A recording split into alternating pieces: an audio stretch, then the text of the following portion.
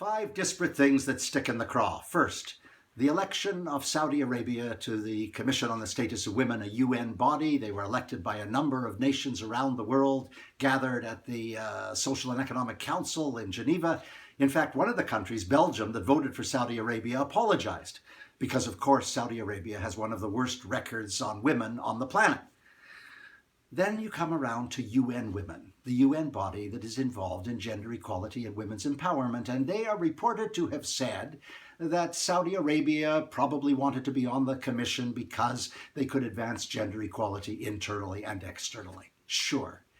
When is the Secretariat of the United Nations going to be willing to speak the truth about unpalatable truths? Number 2.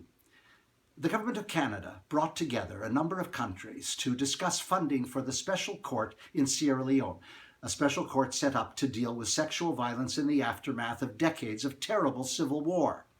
It is regarded as a very good court, an admirable court, very lean, very effective, but it requires, listen to this pittance, $2.5 million a year to operate, and Canada brought countries together to beg for the money. You know, if you can't have $2.5 million for a special court dealing with sexual violence, then how in heaven's name are we going to raise the millions that are required to deal with famine in a place like South Sudan? Number 3, you can't talk about offenses to dignity without discussing Donald Trump. And I couldn't get over the willingness of Trump to meet with President Duterte of the Philippines, who is an obvious mass murderer by any measure. And it just gives evidence that Donald Trump is fundamentally an empty-headed lout.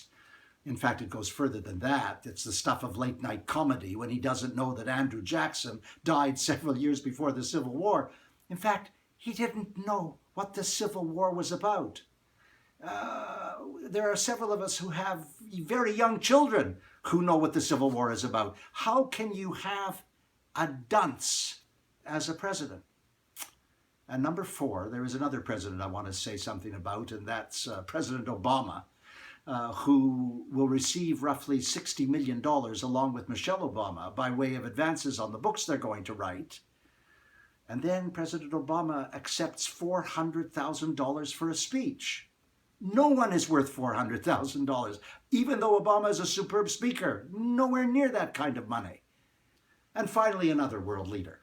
The Secretary General of the United Nations, Antonio Guterres, announced that after he had finished a commencement speech in South Carolina, he was going to stop by the Boeing plant on the way back to New York in order to show the United Nations engagement with the private sector.